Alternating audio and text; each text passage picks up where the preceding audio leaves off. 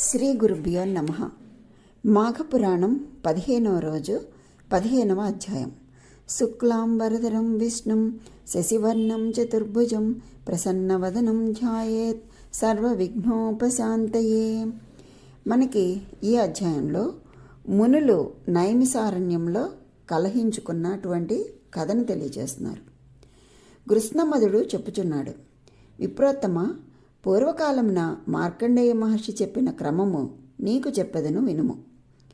తొల్లి సమస్తమైన మునీశ్వరుల చేతను సేవింపబడుతున్న గోమతీ తీరమున గల నైమిసారణ్యమునందు మునులు తమ తమ గొప్పతనమును చర్చించుకొనుటలో వాదోపవాదములు పెరిగి కలహము కలిగెను. ఆ నైమిసారణ్యము ఎట్టిదనగా చెప్పెదను వినుము. అంటే నైమిసారణ్యం ఎలా ఉందో తెలియచేస్తున్నాడు. ఎలా ఉందిట నైమిసారణ్యం? కదంబ వనములతోడను, కడప ఇప్పమ్రాకులతోడను, హరీతక హింత భుజములతోడను, మద్ది పనస చంపక అగరు తరువులతోడను, గుగ్గిలపు చెట్లతోడను, తాటి చెట్లతోడను, ఆ మ్రాతక శిరీష గిరిమల్లిక తమాల పిప్పల వృక్షములతోడను, లికుచ పాదపములతోడను, చండ్ర చెట్లతోడను విరాజిల్లుతూ ఉన్నది. ఆ నైమిసారణ్యంలో ఈ చెట్లన్నీ ఉన్నాయి. అటువంటి చెట్లతో విరాజిల్లుతూ ఉన్నది. అంతేకాదు, ఆ వనము నానావిధ తరు లతా గుల్మ నికుంజ సంతాన విలసితమై సమస్త ప్రాణులకు సుఖాశ్రయ జీవనాధారమై ఉన్నది. అట్టి ప్రశాంతమగు వనమందు ముని బృందమంతయు చేరి పరస్పరము ఆధిక్యతను గురించి కలహించిరి. మొదట భృగు మహర్షి, నేను తపోనిష్ఠుడను, యోగీశ్వరులలో నేను మొదటివాడను కనుక నేను అధికుడను అని అనెను. ఆ తరువాత గౌతముడు లేచి, నేను వయస్సు చేత పెద్దవాడను కనుక నేను అధికుడను అని పలికెను. మరియు నేను బ్రహ్మకల్పమును చూచితిని అనెను. ఆ తరువాత రోమసుడు లేచి, నేను మునులందరికీ గురువును, నాతో సమానుడు ఈ లోకమున లేడు అనెను. అంతలో వృద్ధుడైనటువంటి గార్గ్యుడు లేచి నీరసధ్వనితో, నేను పూజనీయుడను, చాలా కాలము శాస్త్రములను చెప్పుట వలన నాతో సమానుడు లేడు.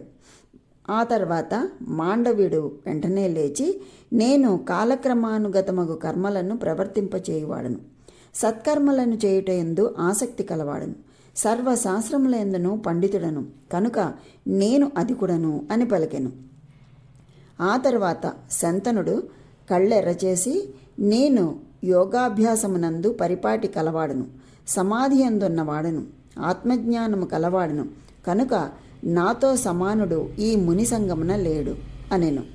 పౌలస్యుడు లోపల మండుచున్న క్రోధాగ్ని ప్రజ్వలింపగా, నేను వేదశాస్త్రముల అభ్యాసము కలిగి పెద్దలచే పూజింపబడువాడను కనుక నేను అధికుడను అని పలికెను.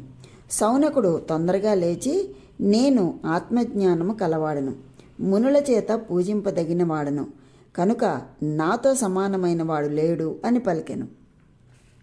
ఈ విధంగా మునులందరూ ఒకరినొకరు వాదించుకొనుచు కలహమును కలిగించుకొని కోపముతో యుద్ధ సన్నద్ధులైరి. మునిశ్రేష్ఠ వినుము.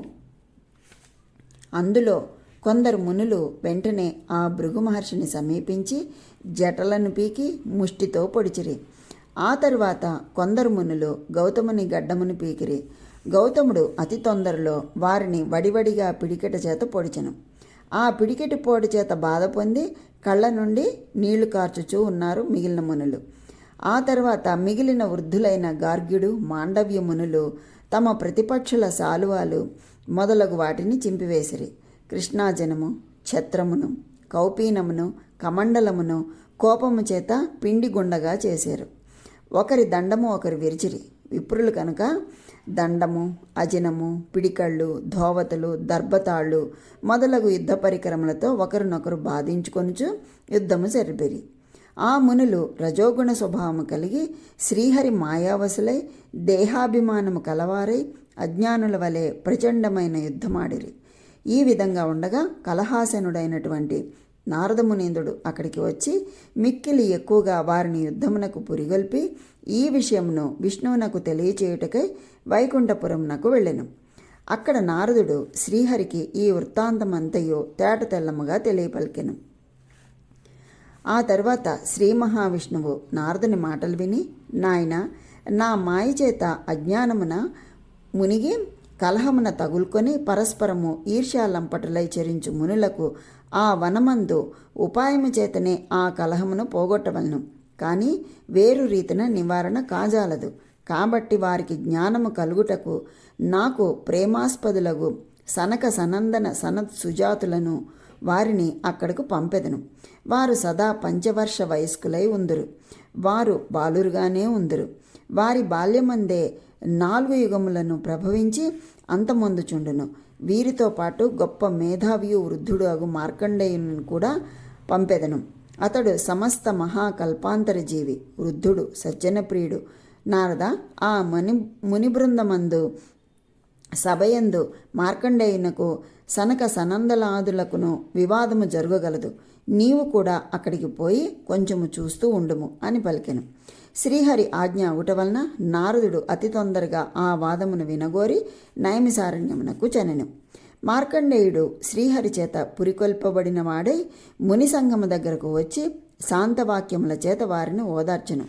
ఆ కలహకర్ములగు మునులు మార్కండేయుని ఆశీర్వాద ప్రభావముచే పాముల వానిచే సర్పము చతికిలబడినట్లు ఊరకుండిరి. కొంతసేపటికి బ్రహ్మజ్ఞాన సంపన్నులను భగవంతుని ధ్యానమునందు ఆసక్తి కలవారును అయినటువంటి సనక సనందనాది మునులు గంభీర స్వరముతో శ్రీహరి నామమును కీర్తించుచు సూర్య సమాన తేజస్సుతో అక్కడకు వచ్చిరి. దూరమందే వారిని చూచి మేధావంతుడైన మార్కండేయుడు తొందరగా తన ఆసనము నుండి లేచి వారిని ఎదుర్కొని అర్ఘ్యపాద్యాది విధుల చేత పూజించి వారి పాదములకు నమస్కరించి పాదములను కడిగి ఆ పాదోదకమును శిరస్సున జల్లుకొనెను. ఈ విధంగా చేశారు అని మనకి చెప్పడం ఎందుకంటే, పెద్దలు ఎవరైనా వస్తే మనం కూడా ఆ విధంగా సత్కరించాలి అని చెప్పి మనకి ఆచరణలో తెలియచేస్తున్నారు. ఈ విధంగా చేస్తున్నటువంటి మార్కండేయుని చూచి సనకాదులు ఆ సభలో మార్కండేయునితో ఇట్లు పలికిరి.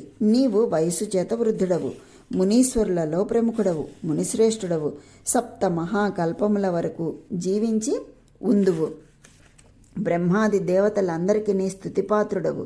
అట్టి నీవు ఈ సభలో మాకు అర్ఘ్యపాద్యములను ఏలవసంగితివి? వయోవృద్ధుడవైన నీవు బాలురమైన మాకు అర్ఘ్యపాద్యాది విధియుత నమస్కారములు వనర్పకూడదని శృతులందు చెప్పబడి ఉన్నది. మేము 5 సంవత్సరముల వయసు గల బాలురము, మీరు వయోవృద్ధులు, 7 కల్పములు చూసినటువంటి జీవులు. అట్టి మీరు మాకు నమస్కరించవచ్చునా అంటూ సనక సనందనాదులు మార్కండేయునితో పలికిరి. కృత, త్రేత, ద్వాపర కలియుగములో మహాయుగము అని పిలుస్తారు. బ్రహ్మకు అట్టి మహాయుగములు 1000 ఒక పగలుగాను 1000 ఒక రాత్రిగాను అగును. అట్టి దివ్య దినములు 360 ఒక బ్రహ్మవత్సరం అగును. బ్రహ్మకు ఆ విధమైన 100 వత్సరములు ఆయుష్కాలం అగును. పిమ్మట బ్రహ్మాదులు కూడా నశింతురు. అది ఏ మహాకల్పము. ఇట్టివి 7 మహాకల్పములు మార్కండేయుని ఆయుష్కాలమని తెలియచేస్తున్నారు మనకి. ఆయన వయసు అంత పెద్దదన్నమాట మార్కండేయునిది. అందుకే ఎవరినైనా ఆశీర్వదించినా కూడా మార్కండేయ ఆయుష్మాన్ భవ అని చెప్పి దీవిస్తారు పిల్లల్ని. ఇందుకోసమే ఆ నైమిసారణ్యమున ఆ మునీశ్వరులు సభలో ఆ సనక సనందన సనత్ సుజాతులతో మార్కండేయుడు నిజమగు పలుకులతో ఇట్లు వచించెను.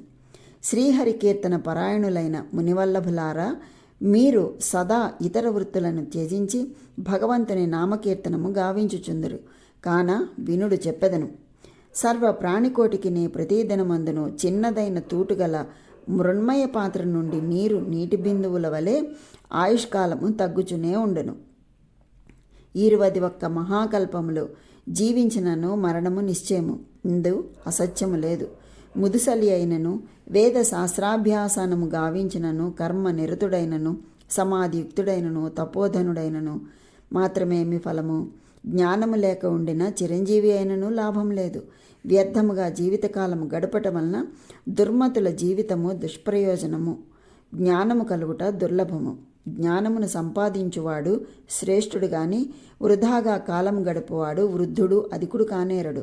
ప్రాణికి నాశనము నాశనకాలము సంభవించినప్పుడు లోకభయమును పొంది పైలోకమందు మంచి చెడ్డలకు ఫలమును అనుభవించి తిరిగి దేహదారి అయి ఈ లోకమునకు రాగలడు. కనుక నిత్యము కాని ఈ శరీరము ధరించి శ్రీహరి కథలను వినక కోటి కల్పములు జీవించినను లాభం లేదు. అట్టి జీవితము వ్యర్థము. శ్రీహరి కథ సల్లాపముల చేత జీవించువాని జీవితము ఫలప్రదమైనది. నిమిషమైనను సగము నిమిషమైనను అంటే అర నిమిషమైనను కాలము వ్యర్థము పుచ్చక విష్ణు కథలను ఆకర్ణించువారు మునుల కంటే మిన్నగా పూజింపదగినవారు. మీరందరూ రాత్రియు పవలును కూడా శ్రీహరి ధ్యానమందును పూజలందును కథలను వినుట ఎందును చెప్పుకొనుట ఎందును పాద ధ్యానమందును హరినామ సంకీర్తనమందును కాలము గడుపుచుందురు. అందువలన పుండరీకాక్షుడు మీ హృత్పుండరీకములందు నిండార నిత్య నివాసము చేయును. మేమొక క్షణమైనను శ్రీహరి కథలను వినలేదు. విష్ణు కథ విననివాడు వయోవృద్ధుడైనను జ్ఞానము లేని బాలునితో సమానము. శ్రీహరి కథాసక్తుడైన బాలుడు వయస్సు చేత చిన్నవాడైనను వృద్ధుని వలె దేవతా పూజనీయుడగును. కనుక మీరు పంచవర్షప్రాయులైనను శ్రీహరి కథాలాలసులాగుటచే మాకు గురువులగుదురు అని మార్కండేయుడు చెప్తున్నాడు. మేము పెద్దవారమైనను విష్ణు కథలను వినని కారణముగా మీకు శిష్యులగుదము. కనుక మీకన్నా తక్కువ వారము. 5 గురువులు కలరని శృతివాక్యం పలుకుచున్నది. జ్ఞానము చేత వృద్ధుడు, తపస్సు చేత వృద్ధుడు, వయస్సు చేత వృద్ధుడు, ఆత్మజ్ఞానము కలవాడు, శ్రీహరి కథలను వినుట యందు ఆసక్తుడు. ఈ 5 గురువులవుతారు. మధువైరి కథామాధుర్యము మీకే తెలియను. శరీరమును ధరించిన వారికి గురుత్వము లఘుత్వము ఇదియే నిర్ణయింపదగినది. కాబట్టి జహ్ను మహర్షి ఈ రీతిగా మార్కండేయుడు సభలో చెప్పగా కలహమున పడి ఉన్న మునులు తమలో తాము సణుగు కొంచుండిరి. మార్కండేయుని పలుకులు సత్యమని సనక సనందనాదులు పలుకుచు శ్రీహరి కథామహిమను వర్ణింపసాగిరి. ఈ విధంగా చెప్తున్నారు శ్రీహరి మహిమను. ఏ మహానుభావుడు దివ్య అవతారములు ఎత్తినో అట్టి దానవాంతకుని దివ్య చరితామృతమును ఏ నరుడు పానము చేయునో, ఎవడు గంగానదీ తోయములందు అనగా శ్రీహరి యొక్క పాద పద్మముల నుండి వెడలిన పాదోదకమందు స్నానము చేయునో, ఏ నరుడు శ్రీహరి దయాసింధో కృష్ణ విష్ణు వాసుదేవ దామోదర అని సదా నామ సంకీర్తనము కావించునో వారందరూ అందరికీ పూజనీయులు. విష్ణు పాదోదకము పావనము. అట్టి స్నానము చేత శరీరము కూడా పవిత్రము కాగలదు. శ్రీహరి సంకీర్తన వలన జిహ్వ పవిత్రము కాగలదు. స్థిరమైన శ్రీహరి యొక్క ధ్యాన యోగము చేత మనస్సు పవిత్రమగును. శ్రీహరిని పూజించిన చేతులు పరమ పావనమగును. కనుక శ్రీహరి కథలను వినువారు సన్యాసులు గాని మునులు గాని యోగీశ్వరులు గాని వందనీయులు. విష్ణు భక్తి లేని నరుడు ఎంత తపస్సు చేసినను వృధా అగును. భక్తి లేక చిరంజీవి అయినను ఫలితము శూన్యము. విష్ణు కథలు వినని చెవులు సొరంగముల వంటివి. విష్ణు దర్శనము చేయని కళ్ళు నెమలి ఈకలకు గల కళ్ళతో సమానము. శ్రీహరిని పూజింపని చేతులు కొయ్య గరిటెలతో సమానము. శరీరము బూడిదతో తొలయూగును. సౌనకాది మహర్షులు ఈ మాటలను విని సిగ్గుపడి విచారమును సూచించుచు మనస్సులో ఆనందమును మాత్రము వెలుబుచ్చుచు నమస్కారము గావించిరి. మార్కండేయ సనకాది పాదారవింద వందనాధికములైన పిమ్మట వారు ఇట్లనిరి: మేము మీ చేత ఉపదేశింపబడితిమి. జ్ఞానమునొసంగు విష్ణు కథను వినుటకు కుతూహలమై ఉంటిమి. కానుక మార్కండేయ మాకు చెప్పుమని అడిగిరి. మునుల పలుకులు విని నారదుడు మొదలైన శ్రీహరి భక్తులెల్లరూ హరిసెలవును పొంది వైకుంఠము చేరిరి. అక్కడ శ్రీ మహావిష్ణువునకు ఈ వృత్తాంతమంతయు చెప్పిరి. శ్రీహరియు వ్యాసమహర్షి అంశతో వేదాంతమునంతను సూతునకు చెప్పెను. సూతుని వలన అందరూ హరికథామృతమును గ్రోలిరి. పిమ్మట సౌనకాది మునులందరూ పరమశాంతులైరి. కనుక గురువు ఉపదేశము లేనిదే ఎట్టివాడును సుజ్ఞాని కాజాలడు. ప్రాణులు కర్మ వలన కలుగు గుణముల చేత లబ్ధసంగులై అనేక రీతుల సంచరించి తిరిగి జన్మస్థానమందే నాశనమగుదురు. ఈ మాత్రమునకు సుఖము వలన లాభం లేదు. బంగారం నందు కటక మకుటాదులు ఉత్పన్నములై లయించున్నట్లు జంతువులు కూడా ఉత్పత్తి నుండి తిరిగి లయించును. అందమైన మంచి గుణశీలములు గల వేదాంగవేత్త అయిన గురువు యొక్క కృపా విశేషముచే పాపములను పోగొట్టు పుండరీకాక్షుని దివ్య కథలను విని తేజోవంతమగు బుద్ధి కలవాడై భక్తుడు ముక్తిని పొందుచున్నాడు. కనుక ఓ జహ్ను మహర్షి, ఈ రీతిగా విష్ణు కథలను విని పిశాచ శాపమును పోగొట్టిన కథా విశేషము సుఖప్రదము కనుక వేడుకతో విష్ణు కథను నీకు చెప్పితిని. ఈ కథను వినినవాడు తప్పక ముక్తిని పొందుననుటకు సందేహమే లేదు అని చెప్పి తెలియజేస్తున్నారు. ఇది స్కాంద పురాణాంతర్గతమగు మాఘ పురాణంలోని 15వ అధ్యాయం సంపూర్ణం. ఆ విష్ణువు యొక్క అనుగ్రహం అందరికీ కలగాలని కోరుకుంటూ స్వస్తి.